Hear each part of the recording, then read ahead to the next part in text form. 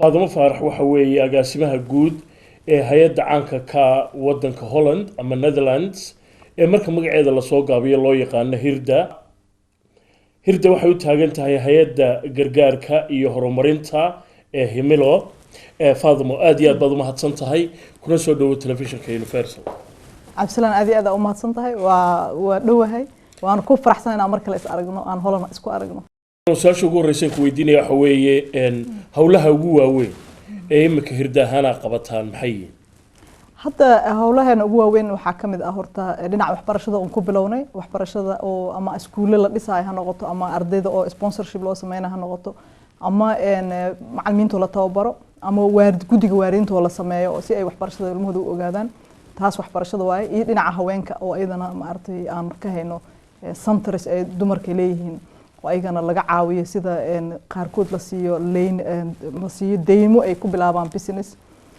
waxa kale laga hadlayo wadanka Holland gudihiisa meeyaa programmadeena horta waxay ka sameeyeen yihiin 20% waxay ku saleysan yihiin Netherlands oo waxa waaye qaybaha sportiga iyo dhalinyarada iyo diasporaha sidii loo engage gareyn lahaa ama loogu xir lahaa wadanka inta kalena waa wadanka gudihiisa waxaan ka qabano marka hadda kuwa ugu waaweyn oo ka socda wadanka waxa weeye waxbarashada iyo haweenka iyo livelihoodka ama iyo relief isku jira waa waxyaabaha hadda ka socda waaye marka u soo noqdo waxbarashada kale waxbarashada waxa weeye iskuulada la dhisaayo iyo macallimiinta tababarkooda iyo ardayda sponsorship loo sameeynayo dhinaca haweenkana waxa weeye centers aan caawino ama ururada haweenka oo aan caawino si macnaha iyaga ay u soo baxaan oo u raadsadaan waxay xaq u leeyihiin marka maadaama xaruntiinu ay tahay wadankan Holland gudihiisa gudaha meedinka ka fuliyo Faatimo mise hay'ado kale ayaa iskaashiga ka dhaxeeya horta waxaan u shaqeynaa laba nooc aan u shaqeynaa anaga organization ahaan wadanka waa ka qoranahay oo waxaan ka nahay local NGO dhinaca kalena waxaan kala shaqeynaa hay'ado kale oo local NGO ah ha ahaadeen ururo haween ama ha noqdeen ururada dhalinyarada ama ururo kale ayaan la shaqeynaa marka anaga marna waan ka qoranahay xafiisaan ku leenahay oo xafiis waaba soo aragtay xafiis waa taa Hargeysa ku leenahay xafiis Xamaran ku leenahay xafiis wuxuu ku yaalaa Beled Xaawo Kismaayo mid ku yaala marka xafiisyadaas iyo shaqaalaha ka shaqeeyaba waxay fuliyaan hawlaha Hirda waxaan kala sameeynaa organization waa la shaqeynaa oo meelaha anaga aan ka qaban karin ayaga organization caawina ka shaqeeya marka waxyaabaha ugu waaweyn ee hadaad soo koobto aad isleedahay waa gaadheen himiladiinii maxaa kamid ah dhinaca waxbarashada aad iyo aad aan himiladeen horta uga gaarnay lama dhigi karo waa la wada gaaro oo ma aragtay baahida wadanka ka jirta aad u badan tahay laakiin maadaama waqti hore aan bilownay oo aan bilownay 96 aan bilownay dad miraheedii aragnay ardaydii iskuuladeena ka baxda hadda waxay dhigtaan jaamacadaha qaarkood way shaqeeyaan qaarkood dibadahay u dhoofeen oo hadda waxaana la soo xiray dhalinyaro badan oo dibadaha joogto oo Mareykanka kale dhalinyaro iyaga intay is abaabuleen raba inay dhalinyaradii kale yararka ahayd sponsorship u sameeyaan marka hadda waxyaabaha ugu muhiimsan oo hadda markiiba aad arkaysid waxa qabatay waxa kamid horta waxbarashada oo dhalinyarada jaamacada galeen shaqeeyaan ardayda shahaadooyin ay heleen xataa ay ku tagi karaan dibadaha marmarka qaar waxaana la soo xiray dhalinyaro dhahaya iskuuladiina ka baxnay shahaadooyin ma haysano hadda shahaadooyinka ma loo sameyn karaa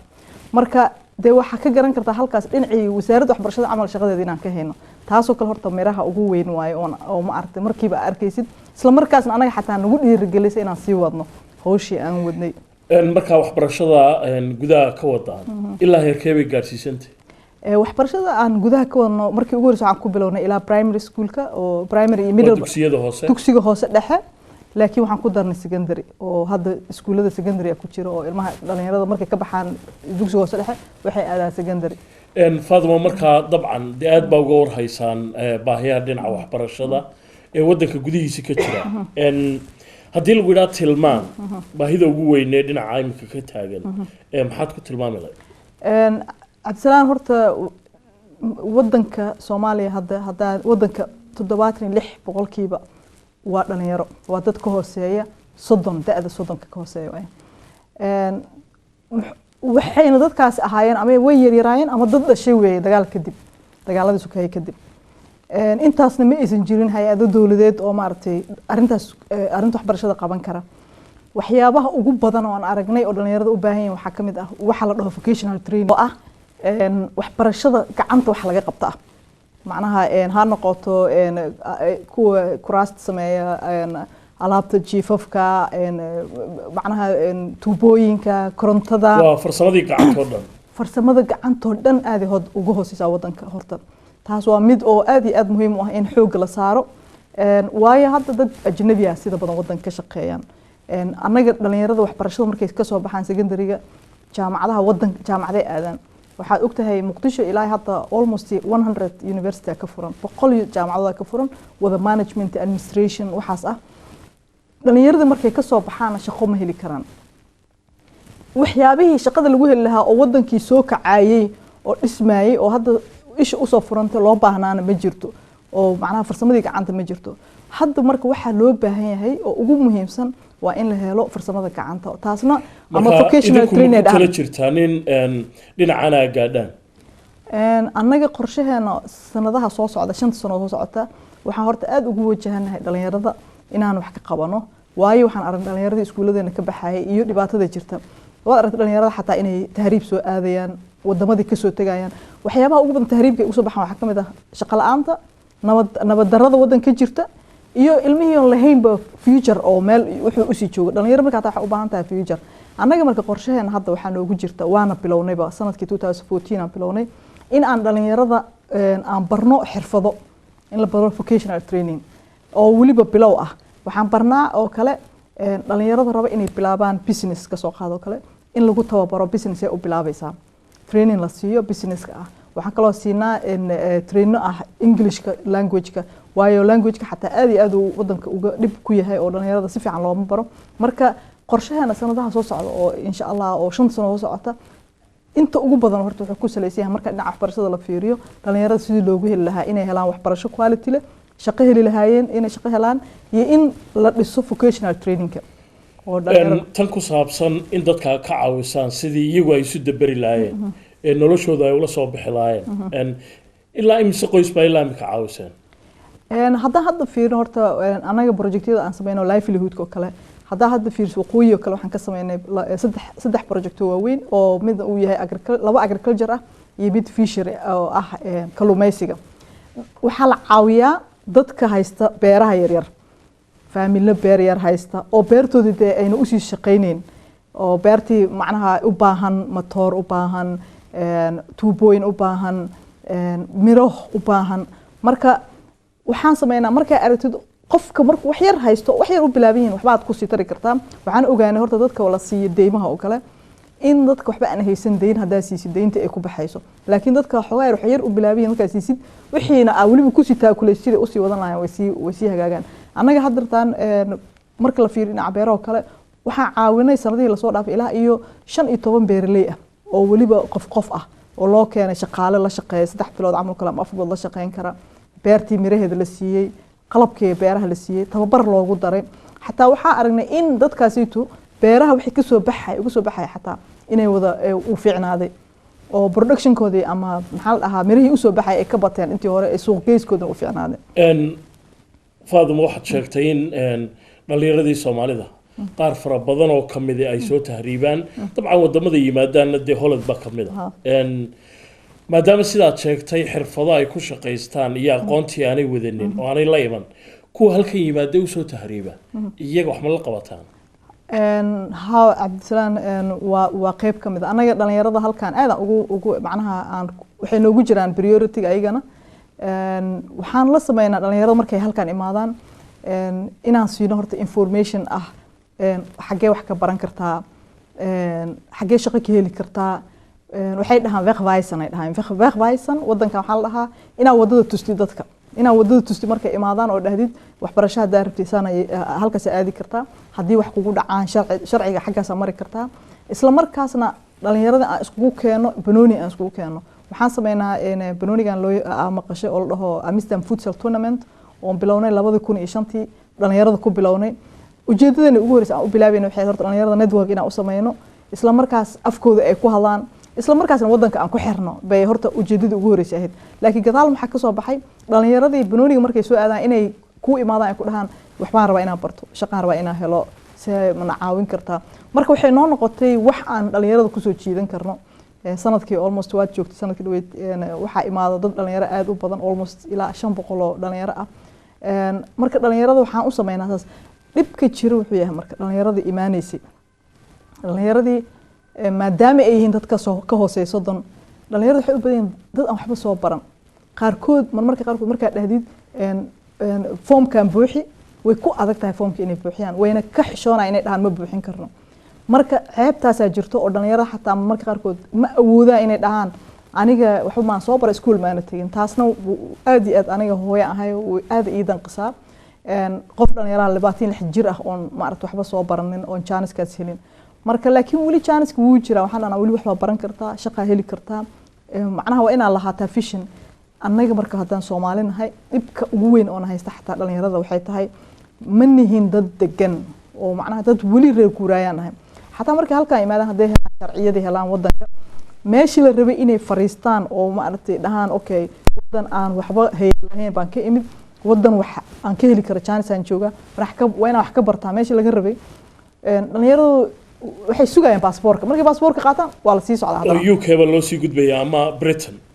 UK baa loo sii socdaa Mareykan la tagaa Canada la tagaa waa laakiin de wadanka ugu badan ay tagaan wadanka ugu badan waxa weeye Britain wadanka Ingiriiska laakiin dhinaca kale halkii ay baneeyeen qaar cusub oo badan oo kala soo gala Soomaa Absalaan hadda maalin research aan sameynayay oo ku saabsan dadka qaxootiga soo gala waxaa aad ula yaabay qaxootiga hadda soo galay Soomaali kuma jirtaba Soomaaliga refugee qaxootiga Soomaalida waa zero markaan fiirino wadankan Holland baad ka hadlaysaa wadankan Holland aan ka hadlayaa dadka qaxootiga hadda soo galaya sanadahan 2015 2016 waa zero waa Soomaalida dadka aan ka hadlayno waa dadka hore u soo galay marka qaxootiga Soomaalida way yahay sababtu marka maxay tahay wadamada kale door bidaan iska dareefiyo ay ka mid yihiin imika maya dhibaatada hadda jirto waxay tahay dadka Soomaalida waxa qariyay qaxootiga cusub oo Syriyaanka qariyay waa ogtahay inta soo galaysa Europe 300,000 oo qaxooti oo Syriyaana soo galay markii 3 qof oo Soomaali ay ku jiraan ama 4 qof lama arkay ama 5 qof ilaa 10 qof xataa haday ku jiraan marka dadka Soomaalidana way ka hadda Soomaaliyana hadda marka loo eego wadamada kale aad hadda uga roontahay marka loo eego Syria marka dadka Soomaalida hadda aad ugu badna way ku jiraan qaxootiga laakiin aad ugu badan waxa nooga badan Eritrea iyo Syria u badan aad ugu badan hay'adan Hirda muddo dheer bay imika soo shaqeynaysay xagga iyo xagganba waa ka shaqeysaan 5 sanadood kadib haddii la yiraahdo maxaad filaysaa Hirda noocee inay jirto 5 sano ka bacdi insha Allah waxaan filaynaa Hirdo inay jirto dhalinyaro badan caawisay dhalinyarada macnaha waliba ka caawisay dhinaca shaqada iyo dhinaca businesska waxa kale oo filaynaa 5 sano ka bacdi inuu noqdo organization-kan Hirdo inuu noqoto organization asaga isku filaaday oo ma aragtay u baahanin aad ugu baahan ama ku xirnayn caawimada dibadda uga imaanaysa taasna qorshaha ugu weyn oo ku jirno waayo sida ogtahayba development aid-ka ama funding-ka oo organization-ada la siiyo adduunka dhan uu iska soo yaraanaya wuxuu iska soo noqonaya dry iska qalalaya marka waxa loo baahan yahay alternative la imaatid alternative-kaas wuxuu noqon karaa inaad ganacsi samaysid inaad adiga kulay si kale aad u fiirisid ama xataa dad kale meel kale oo ina wax ka raadis aad meelii ka raadin jirto ma ahan marka insha Allah waxaan rajaynaynaa mustaqbalka inaan isku filaano isla markaasna wax tarkeena uu gaaro kaliya ma aha Soomaaliya oo kaliya laakiin geeska Afrika oo dhan Ethiopia hadda iska soo qornay oo sanadkii 2015 register aan ka sameynay insha Allah waxaan rajaynaynaa xataa Ethiopia inaan wax ka qabano hadii la yiraahdo Faadumo Faarax aad iyo aad baad u mahadsantahay adaan mudan waxay ahayd Faadumo Faarax oo agaasimaha hay'adda Himilo ee gargaarka iyo horumarka oo marka magacooda la soo gaabiyo loo yaqaan Hirda oo xaruntooda ay tahay magaalada Amsterdam ee wadanka Holland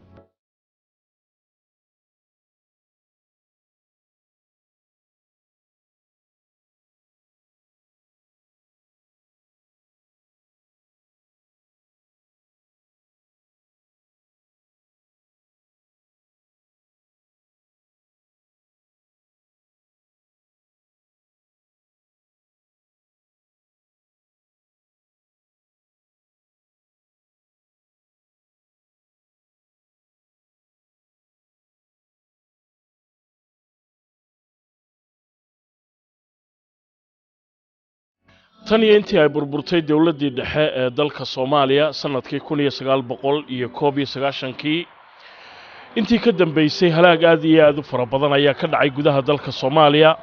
waxa burburay gabi ahaanba hantidii dadka ka dhaxaysay ee dawladdu ay lahayd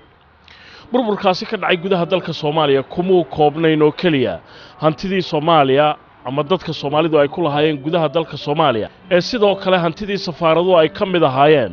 ee ku yaalay dabadaha ee Soomaalidu ay lahayd ayaa waxa ku yimid dayacaad iyo aad u fara badan waxaana la soo darsay dhibaatooyin fara badan oo ay keentay dawlad la'aantu safaaradaha daba ku yaala meelaha qiimaha leh waxa ka mid ah safaaradda Soomaaliya ay ku leedahay magaalada Brussels ee xarunta waddanka Belgium sida idin muuqata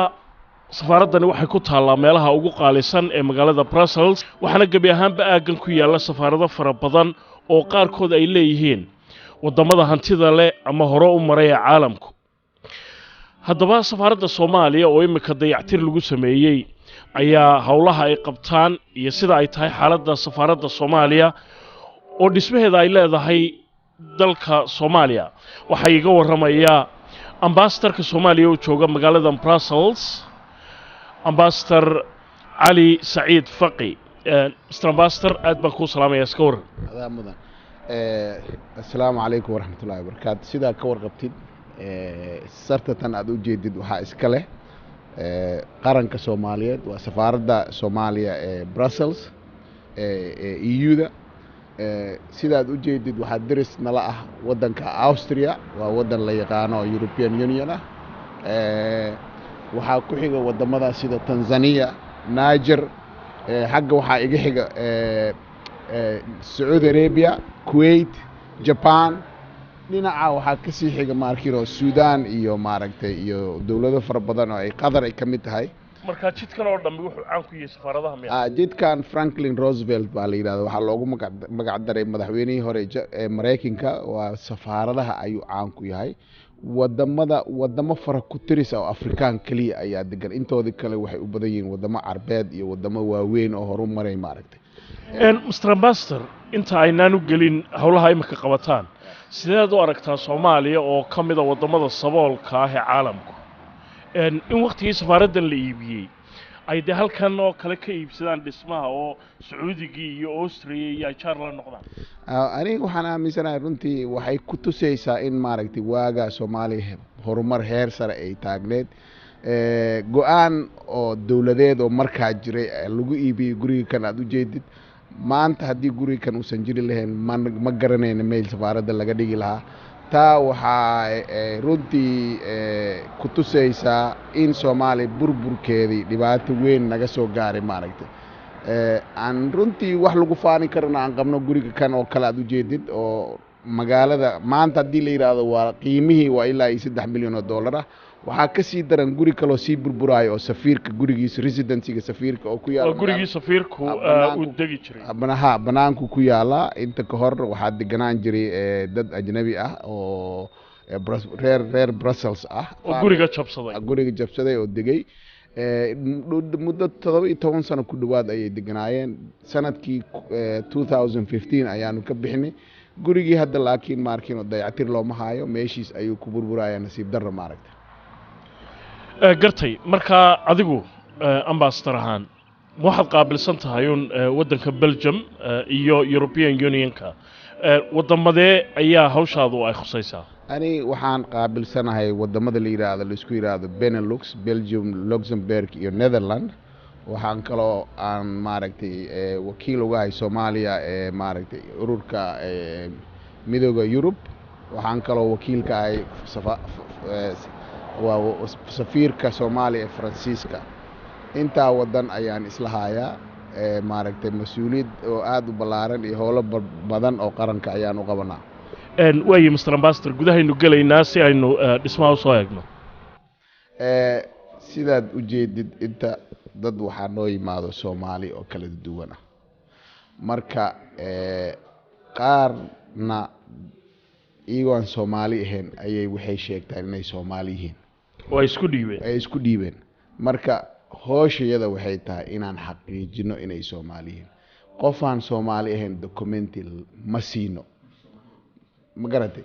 marka waxaa dhacdaa in maaragtay dadka kan hadda ujeedid gabadhan oo kale iyo dadka hadda ujeed gabadhan oo kale gabdhahana ujeedid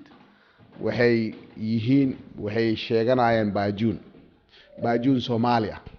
marka qaarkood waa run ka dhab dad masaakiin oo Soomaaliya baajuuna soo qaxday oo wadankan timid oo raadinaya Soomaalinimo in la sii loo aqoonsado warqadaha aqoonsiga Soomaalinimada in la sii laakiin qaar kale waxaa jiro oo maaragtay reer Tanzania ah oo muslim ah ama reer Lamu ah ama reer Mombasa ah oo halkaan yimaado oo sheegto inay baajuun maadaama labada af ay isku hal yihiin ay isku dhow yihiin baajuunta iyo Sawaaxiliga marka waxay sameeyaan inay nagu qaldaan laakiin annaga waxaan sameeynaa 100% dadka waan imtixaana waxayna keenayaan shakhsiyaad ninkan kan oo kale ninkan kan hadda ujeedid oo runtii aan naqaan inuu Soomaali band uu yahay baajuuni marka asaga ayaa waxa uu nin oo runtii qiimo badan oo aad u qiimo badan oo muslim isaga markaa idin kala saaro asaga markaa noo kala saaro wuxuu yiraahdaa war maaragtay dadka kan waa baajuun iyo dadka kan ma baajuun sidaa darteed ayaan ku kala saarnaa maaragtay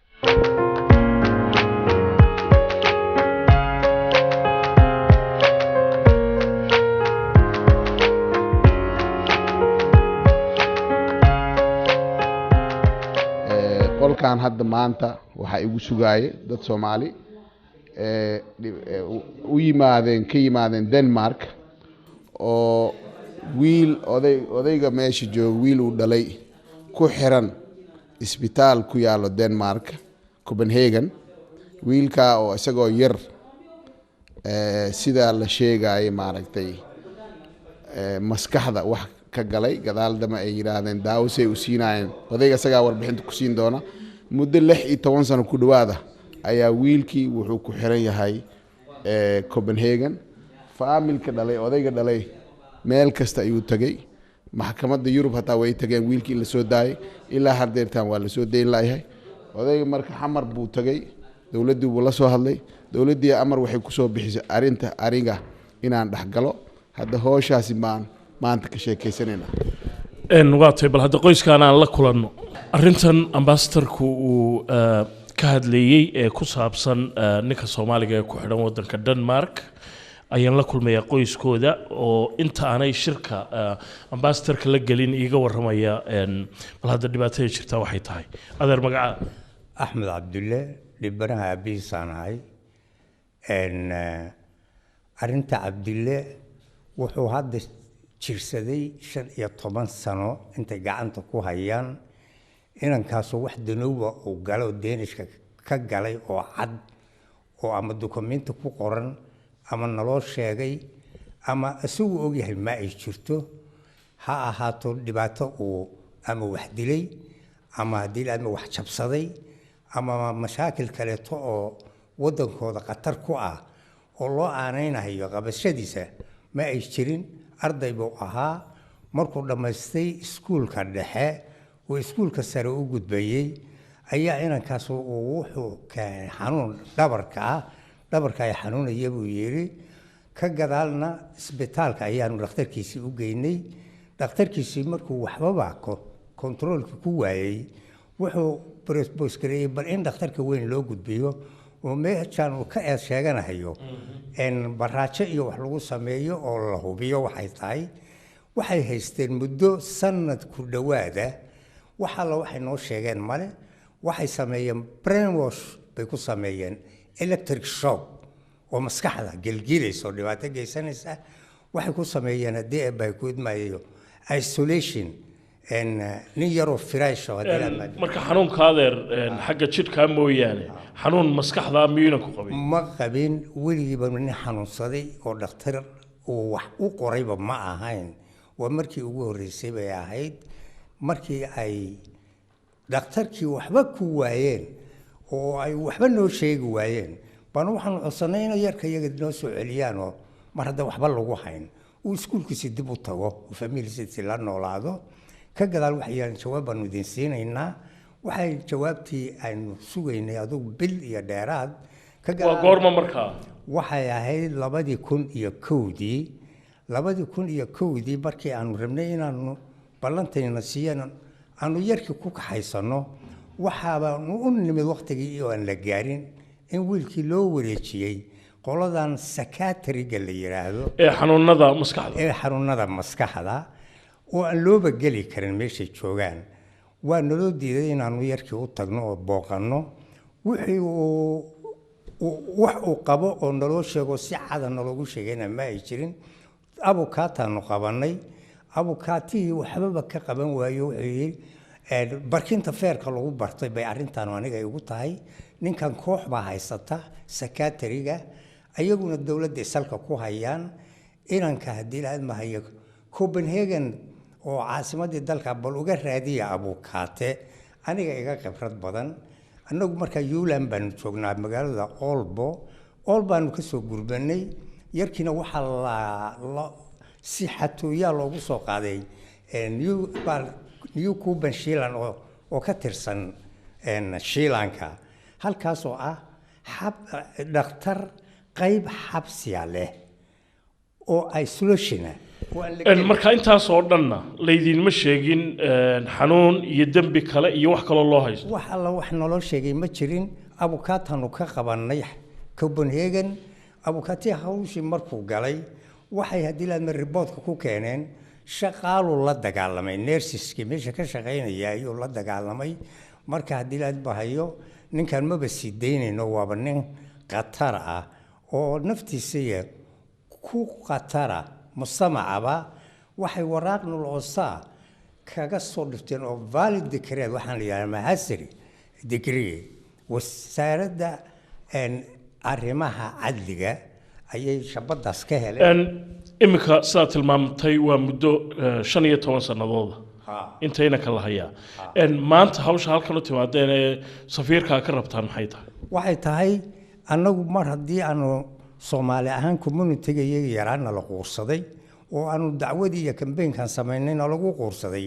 waxaanu door bidnay inaanu bal dawladda Soomaaliya oo hadii awal dawlad la aqoonsan yahay caalamka ma ay ahayn inaanu la soo hoos galo aniga xamar tagay waxaan la kulmay wasiirka arrimaha dibadda hadliye waxaan la kulmay wasiirka hadii la admay cadliga waxaan la kulmay xeer ilaaliyaha guud oo qaranka